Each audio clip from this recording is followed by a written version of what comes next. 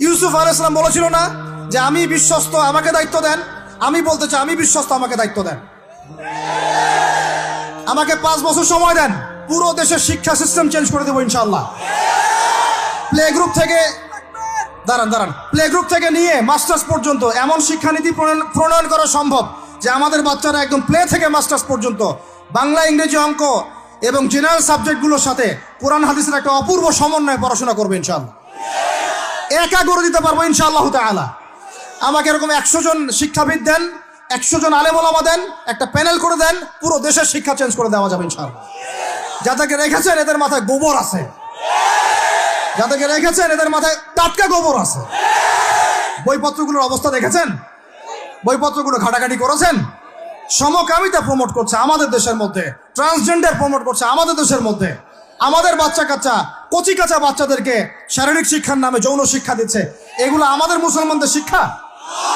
এটা চলতে থাকলে দেখবেন অচিরেই কোনো মানুষ বাচ্চাদেরকে স্কুলে পাঠাবে না, এটা অরুচি ধরে যাবে। তখন কি হবে? কোটি কোটি স্কুল, কলেজ, বিশ্ববিদ্যালয়ে খা খা করে পড়ে থাকবে, কেউ পাঠাবে না ওখানে। তখন মাদ্রাসা থেকে মানুষ ঢুকবে আরো বেশি। আমি তো দাবি জানাই উপরের লেভেল থেকে এমন একটা শিক্ষা ব্যবস্থা প্রণয়ন করা হোক যাতে আমার মাদ্রাসা গড়ার প্রয়োজনই না হয়। ওই সিস্টেম রাষ্ট্রীয়ভাবেই পড়ানো হবে ইনশাআল্লাহ। আপনি মালয়েশিয়ার দিকে তাকিয়ে দেখেন, আপনি এই যে ওয়েস্টার্ন কান্ট্রির মধ্যে অনেক কান্ট্রি আছে, অস্ট্রেলিয়ার মতো জায়গাতে আছে, ব্রিটেনের মতো জায়গাতে আছে, কোনো কোনো ক্ষেত্রে আপনি লেবাননকে দেখেন, ইয়েমেনকে দেখেন, জর্ডানকে দেখেন, কাতারকে দেখেন, সৌদি আরবিয়াকে দেখেন, অনেক কান্ট্রি আছে।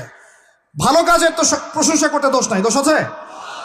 এমনকি অনেক পশ্চিমা কান্ট্রিতেও একদম উপর লেভেল থেকে ইসলামিক সিলেবাস প্রণয়ন করা হয়েছে। তার মানে এমন না যে তারা সায়েন্সকে গুরুত্ব দেয় নাই, ম্যাথকে গুরুত্ব দেয় নাই, ফিজিক্স পড়ায় নাই, অ্যাস্ট্রোফিজিক্স পড়ায় নাই, ইকোনমিক্স পড়ায় নাই, বিষয়টা এমন না। তারা ফিলসফি পর্যন্ত পড়িয়েছে। ঘাটাঘাটি করেন, অনলাইনে সব মজুদ আছে। এমন শিক্ষানীতি প্রণয়ন করা সম্ভব একদম প্লে থেকে নিয়ে মাস্টার্স পর্যন্ত। আমার ছেলে ইমামতিও করবে, এদিকে বিমানও উড়াবে ইনশাআল্লাহ। আমার মেয়ে ডাক্তারও হবে, এদিকে দেখবেন হাফেজাও হবে ইনশাআল্লাহ। একজন মুফতি সাহেব, তিনি ফতোয়াও দিবেন, একই সাথে বিশ্ব অর্থনীতি সম্পর্কেও জানবেন ইনশাআল্লাহ। একজন আর্মি অফিসার, তিনি যেমন সামরিক ক্ষেত্রে লিডার হবেন, তেমনি দেখবেন ফিকহের কিতাব মোতালা করে ফতোয়া দিতে পারছেন ইনশাআল্লাহ। এই যুগটা এটা কোনো মানে স্বপ্নের যুগ নয়, এই যুগটা ছিল এক সময়। বেশি দিন দূরে যেতে হবে না, আপনি 200, 300, 400 বছর পিছনে যান, দেখবেন মুসলমানরা এমন সোনালী যুগ পার করে আসছে। অতএব এগুলো কোনো গাল গল্প করছি না আমি, এগুলো বাস্তবে রূপান্তরিত করা অবশ্যই সম্ভব, বারহাক সম্ভব, যদি এরকম কিছু মানুষের মধ্যে উদ্দীপনা থাকে, একটা সৎ সাহস থাকে, আমাদের উপর থেকে যদি একটা সহযোগিতা আসে এবং আমাদের মতো যারা ইয়াং তাদেরকে যদি মূল্যায়ন করা হয়, ইনশাল্লাহ দেখবেন বাংলার জমিন পরিবর্তন হয়ে গেছে। এই পরিবর্তন হলে দেশের জন্য কোনো খারাপের কিছু নাই, রাষ্ট্র পিছিয়ে যাবে না, রাষ্ট্র আরো এগিয়ে যাবে ইনশাআল্লাহ তাআলা। আরো ব্যাপার আছে, আপনি মালয়েশিয়ার একটা ক্লাস 10-এর বাচ্চার দিকে তাকান। ক্লাস 10-এর একটা বাচ্চা কোনোদিন মাদ্রাসায় যায়ই নাই, স্কুলে পড়েছে, কিন্ডারগার্টেনে পড়েছে, রাষ্ট্রীয় সিলেবাসে পড়েছে, মাত্র 10 থেকে 12 বছর পড়াশোনা করে ও এখন এদিকে এসএসসি এইচএসসি লেভেলেও চলে গেছে, ও লেভেল এ লেভেল পরীক্ষা দিয়েছে, এদিকে সে ইমামতি করার যোগ্যতা অর্জন করেছে। এখন আমাকে বলেন ওই রাষ্ট্রটা কি পিছিয়ে গেছে? অতএব এই শিক্ষার দিকে অনেক মনোযোগী হতে হবে আমাদের সবাইকে, আল্লাহ পাক তৌফিক দান করেন। আমরা যদি এখন এগুলোর বিরুদ্ধে গঠনমূলক কথা না বলি, গঠনমূলক প্রতিবাদ না করি এবং আমাদের রাষ্ট্রপ্রধানদেরকে না বুঝাই, তাহলে অনেক দেরি হয়ে যাবে। আজকে থেকে 20 বছর আগে ইহুদি খ্রিস্টানরা পরিকল্পনা করেছিল এই টিকটক প্রজন্ম গড়ে তোলার জন্য, তারা আজকে সফল হয়েছে। এখন আমরা যদি এখন চুপ করে থাকি, আগামী 20 বছর পর আপনি দেখবেন আরেকটা প্রজন্ম আসছে, এরা মানুষকে সালাম পর্যন্ত দিবে না। দেখে নিয়েন আপনি, 20 বছর লাগবে না, 5টা বছর যাক, তারপর দেখেন কি হয়। আল্লাহ, এরা কি এখন বাসায় ঢুকে বাবা মাকে সালাম দেয়? কারণ কোন প্রতিষ্ঠান ওকে সালাম দেওয়া শিখায় নাই, স্কুলে না, কলেজে না, কোথাও সে সালাম দেওয়া শিখছে না। আসসালামু আলাইকুম ওয়া রাহমাতুল্লাহি ওয়া বারাকাতুহু বিশুদ্ধ করে বলতে পারছে না। বিশুদ্ধ করে বলতে হবে না? অর্থ আছে না, এর একটা তাজবির আছে না? এগুলো তো আমরা গুরুত্ব দিচ্ছি না।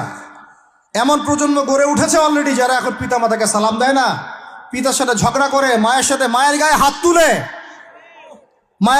তুলে, সম্পত্তির জন্য মাকে হত্যা করে, সম্পত্তির জন্য বাবার গায়ে হাত তোলে। ওদিক থেকে মাস্টার ডিগ্রি পাশ করে আসে ব্রিটেন থেকে, অক্সফোর্ড থেকে, কেমব্রিজ থেকে আইসা এদিকে প্রফেসর হয়েছে বিভিন্ন বিশ্ববিদ্যালয়ের, বাবা পড়ে আছে বৃদ্ধাশ্রমে। কতগুলো এক্সাম্পল নেবেন। এগুলো আমি কি গাল গল্প করছি? আমি কোনো গাল গল্প করতে এখানে আসি নাই, এগুলো বাস্তবতা। যদি বাহিরের চোখ দিয়ে আপনি দেখেন মনে হবে অর্থনীতি অনেক ভালো, ভিতরের চোখ দিয়ে দেখেন অর্থনীতি সুদ দিয়ে ভর্তি হয়ে গেছে। এখন আমরা এই জায়গায় আছি, এই জায়গায় বসে বসে আপনি মনে করছেন যে আপনি মাশাআল্লাহ খুব পাক্কা মুসল্লি, হালাল খাচ্ছেন, নামাজ পড়তেছেন, তাহাজ্জুদ গোজার, জান্নাত কিনে নিয়েছেন মাশাআল্লাহ। অথচ আপনার অর্থনীতি সুদভিত্তিক, এবং এই সুদভিত্তিক অর্থনীতির আন্ডারে থেকে কোনো বেসরকারি ব্যাংক পর্যন্ত 100% সুদমুক্ত সিস্টেম দিতে পারবে না। ফুল স্টপ, খালাস। আর এর উপরে আবার আছে ঘুষ, তার উপরে আবার আছে দুর্নীতি, তার উপরে আপনারা আবার মাপে কম দিচ্ছেন, তার উপরে আবার পণ্য মজুত করছেন, মার্কেটে ইচ্ছাকৃতভাবে প্রাইস বাড়ায় দিচ্ছেন, এই কাজগুলো করছেন। আমি শিক্ষিত একটা সমাজ পেয়েছি বলে কথাগুলো এভাবে মাহফিলে বললাম। এগুলো মাহফিলে কিন্তু আলোচনা হয় না। এগুলো কি মাহফিলে আলোচনা হয়? আমরা বিশ্বাস করি গাজীপুরের শহরের মানুষ, সব ঢাকার মানুষ, আপনারা সব বুঝেন, ইন্টেলেকচুয়াল অডিয়েন্স আছেন এখানে। এই কথাগুলো খোলামেলা বলার কারণেই ওদের দ্বারা পালিত কিছু তথাকথিত শায়েখ আমার উপর খুব ক্ষিপ্ত। এর আকীদা ঠিক না, এর মানহাজ ঠিক না, লেকচার শোনা যাবে না, ইত্যাদি ইত্যাদি। ঠিক আছে, আমারটা শোনার দরকার নাই, তোমাকে শুনতে কে বলছে? তোমার শোনার ইচ্ছা করে না, তুমি শুনিও না। যাদের শোনার ইচ্ছা তারা শুনবে ইনশাল্লাহ। আর তোমার মতো কিছু মুনাফিক না শুনলে আমার কিছু যায়ও আসে না ইনশাল্লাহ। মুমিনরা যারা, তারা শুনবে, বুঝবে, ইনশাল্লাহ ওরাই প্রজন্ম করবে ইনশাল্লাহ। আর আমাদের ভুল হতে পারে, ভুল হলে সেটা ওলামায়ে কেরাম সংশোধন করবেন। ওলামায়ে কেরাম যদি আমাদেরকে বলেন এটা ভুল হয়েছে, অবশ্যই মাথা পেতে নেব ইনশাল্লাহ। আমরা আলেম ওলামার বাইরে নই, ওলামায়ে মুহাক্কিকের বাইরে নই। তাহলে আপনাকে কি আমি ভিতরের চোখ দিয়ে পুরো বিশ্বের রাজনীতি বোঝাতে পেরেছি? পুরো বিশ্বের অর্থনীতি বোঝাতে পেরেছি? পুরো বিশ্বের শিক্ষাটাও বুঝেন এবার?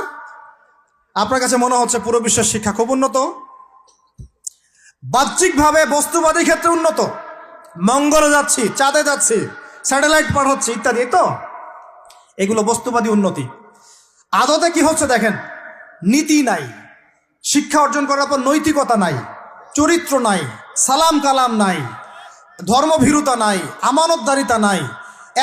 একজন ডক্টর, সে মাশাআল্লাহ ডক্টর হয়েছে, হওয়ার পরে এখন সে দেখছি কসাই হয়ে গেল। তাহলে কোন শিক্ষাটার ঘাটতি হলো?